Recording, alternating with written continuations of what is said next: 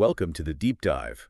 Today we're going deep on one of history's biggest hitters, Confucius. We've got some selections from the Stanford Encyclopedia of Philosophy about him, and we're going to see what we can learn, especially from a philosophical angle. Huge undertaking for sure. I mean, Confucius has worn so many hats over time. Teacher, advisor, editor, philosopher, reformer, prophet, even a symbol of traditional East Asian culture. Tough to pin down just one philosophy of Confucius, you know? Yeah, it feels like every century wants to claim him for their own cause. Exactly. Champion of good government in imperial China, rational hero for the European Enlightenment, everybody wants a piece of Confucius to back up their own ideas. So before we even get to his ideas, got to understand the man himself. Mhm. What can you tell us about Confucius's life? Well, the main source we've got is the records of the Grand Historian. Tells us he was born in 591 BCE, right in the middle of some crazy political upheaval in China. Kingdoms breaking apart, the old ways crumbling. Perfect time for some new ideas about society and morality, huh? So he wasn't just thinking in a vacuum. He was responding to the real problems of his time. Absolutely. And he was fascinated by the classics from a young age. Mastered ritual, traditional forms, all that. He served as an official, traveled all over these different kingdoms, and ended up with tons of followers as a teacher. Sounds like a life full of experiences that would shape his worldview. But how much of what we know is really accurate versus like stories made up to teach specific lessons? Yeah, that's the tricky part. It's hard to sort out fact from fiction in these old accounts. A lot of them were probably meant to illustrate his teachings, not just give you a straight biography. Makes sense. So if the records of the Grand Historian is the main story of his life, where do we get the actual philosophy from? Traditionally, the most important text is the Analects, which is basically a collection of Confucius's sayings and conversations with his students. Think of it as like his greatest hits album. I'm guessing there's more to it than that, though, right? Yeah. Of course. Scholars think the Analects are probably just a small part of his actual teachings. And then we've got those texts that were dug up recently, the Dingzhu, Zhongbekdong, and Haihun excavations. It's like finding lost recordings. Adds a whole new layer. So we're still piecing together the puzzle of Confucius even now. Ah. Okay, so let's jump into some of the big ideas from these texts. Let's start with ritual. He saw it as way more than just going through the motions, didn't he? Absolutely. What's really cool about Confucius's approach to ritual is he saw it as this powerful tool for psychological and moral growth, not just blindly following tradition, but using those practices to build up your personal virtues. So it's about the interchange, not just the outward actions. Exactly. He had a ton of respect for those traditional zoo rituals, but he really emphasized the internal benefits. Like, he stressed how important reverence was during rituals. There's a line in the Analects where he says, "If a man is not reverent, what has he to do with ritual?" It's like saying just going through the motions isn't enough. You have to really be there, connecting with the deeper meaning. And the records of ritual goes even deeper, saying that Confucius valued genuine reverence more than perfectly performing the ritual itself. The feeling was everything. Makes me think of that funny story about Confucius eating the millet that was supposed to be for cleaning a peach. Seems like a small thing, but it says a lot about how he valued the spirit of the ritual more than rigidly sticking to the rules. Exactly. Shows how deep those values ran for him, even in everyday stuff. He wasn't just talking about these ideas, he was living them. It makes you wonder, if he were alive today, how would he adapt those old rituals? Or would he find modern ways to achieve that same kind of inner transformation? But before we get too ahead of ourselves, let's get into the specific virtues he focused on. Definitely. The Analects highlights 5 core virtues that form the foundation of his whole philosophy: benevolence, righteousness, ritual propriety, wisdom, and trustworthiness. All right, let's break those down. Let's start with benevolence, which I always thought of as just, being kind and compassionate. How did Confucius specifically see it? For Confucius, benevolence, or Ren, was more than just being nice. It was about having deep empathy and consideration for others, like putting their needs equal to your own. He saw it as the basis of a just and harmonious society. Okay, that sounds nice in theory, but how did he think you could actually practice that? Like the real world of ancient China. He believed it started with how you acted, the choices you made. Simple things like treating strangers as honored guests, being careful what you said, and being loyal in your relationships. Not big gestures, but a constant spirit of care in everything you did. So it's about really embodying that care in every interaction. What about righteousness? Righteousness, or yi, comes in when you have to make tough moral choices. It's about acting with integrity, resisting temptation, choosing what's morally right over what's good for you personally. So for Confucius, a righteous person always takes the high road, even if it's hard. Exactly. Choosing what's right, not what's easy. Didn't Sunzi, a later Confucian, praise Confucius for his righteousness, even mentioned his financial struggles? Yeah, he did. Sunzi saw Confucius as a model of integrity, someone who stuck to his values even when things were tough. There's a clear connection between that righteousness and how Confucius viewed ritual, like that story about the millet and the peach. Absolutely. It perfectly shows how he wasn't just following rules, he was focused on the deeper meaning behind the actions. So moving on to virtue number 3, ritual propriety, or lei. What exactly did Confucius mean by that? Lie is all about understanding and following social customs and rules. Not just knowing the rules, but understanding why they exist and navigating social situations with awareness and consideration. I remember that line where he says, "Do not look or listen, speak or move, unless it is in accordance with the rights." He seems pretty strict. Oh, he definitely believed in proper conduct. But don't forget, he always emphasized genuine feeling too. The outward actions were nothing without the right inner attitude. Again, it's about inner transformation, not just following social rules, but developing a real sense of propriety. Okay, next up, wisdom. Wisdom, or zhai, basically boils down to good judgment. It's the ability to see things clearly, to make smart decisions, and not be fooled by appearances or your own biases. Seeing through what's fake and understanding the truth. Right. He once said, knowing others is wisdom. Understanding people's motivations, their strengths, weaknesses, the whole package. And speaking of seeing through what's fake, that passage where he talks about respecting ghosts and spirits always intrigued me. Some people read that as agnosticism, but it seems more complicated than that. Yeah, that one's often misunderstood. I think it's more about recognizing the power of belief and knowing how to act in different situations. It's like social intelligence, knowing when to respect beliefs even if you don't share them. So not blind faith, but awareness and sensitivity to different views. Lastly, trustworthiness, or vins. Trustworthiness for Confucius was crucial for all relationships, but especially for leaders. It's about being reliable, someone people can count on. You can't lead if nobody trusts you, right? Okay. Pretty basic. And it goes for every level of society.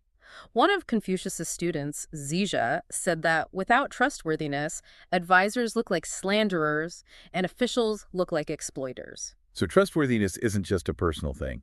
It's about the foundation of society itself. Precisely. And that takes us right to the core of Confucius's social and political philosophy, where all these individual virtues come together to create a harmonious and well-governed state. Right, so we've talked about how ritual shapes individuals and the virtues they should strive for.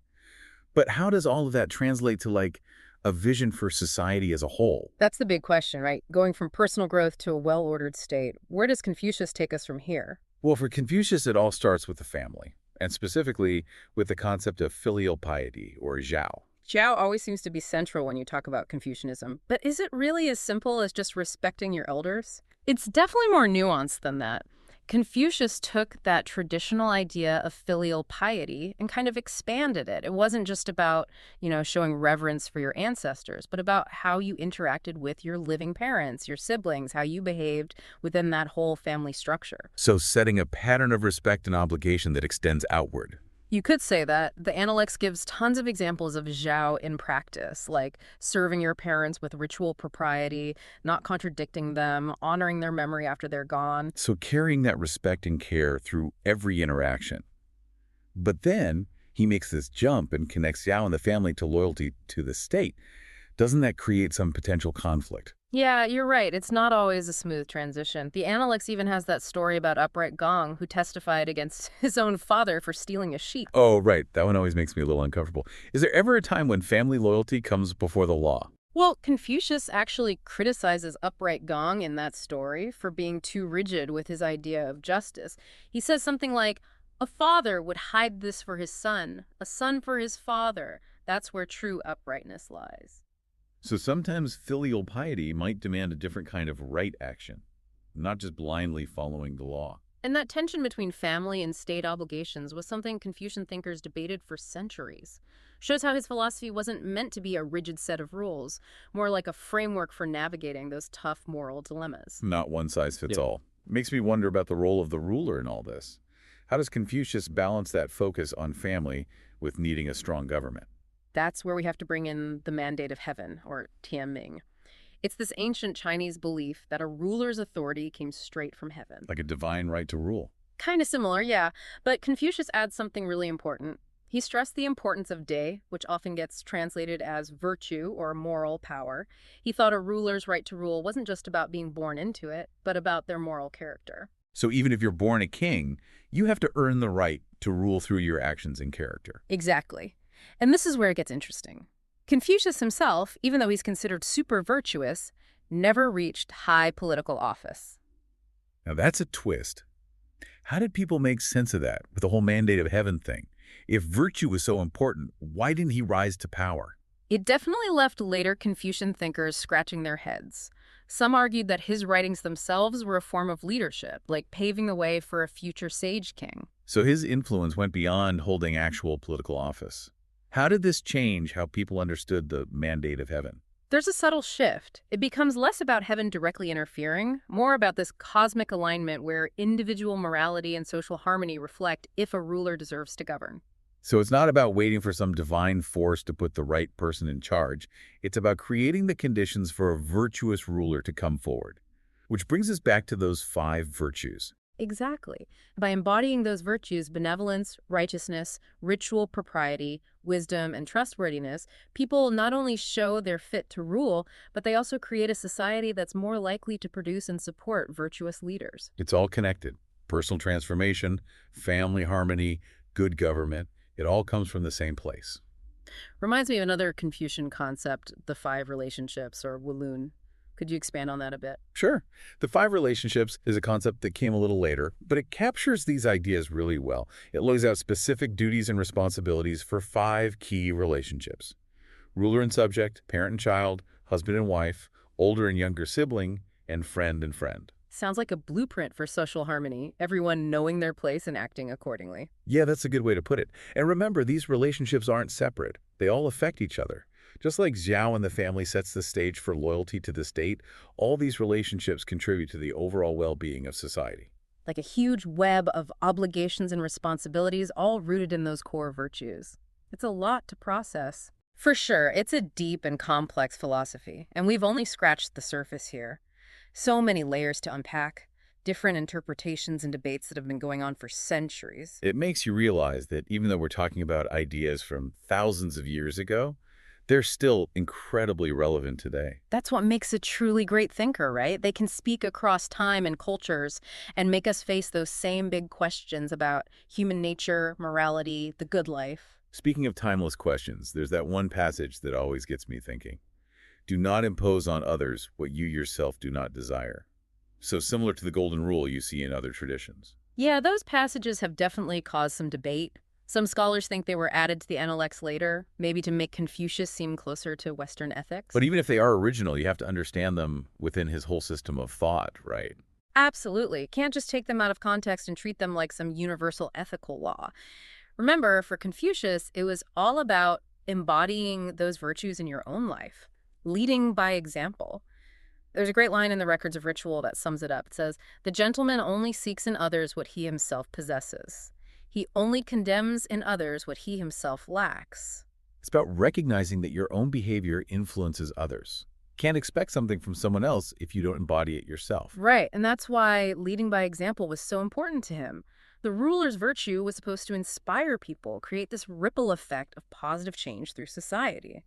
Not just giving orders, but setting a moral standard. It's like that Gandhi quote, be the change you wish to see in the world. Yeah. But taking it a step further, saying leaders have a special responsibility to embody that change. And in a lot of ways, that's the heart of Confucius's message. He saw that potential for transformation in each person and thought cultivating virtue was the key to a better future, not just for yourself, but for everyone. So we've covered a lot, from the details of Zhao to the implications of the mandate of heaven.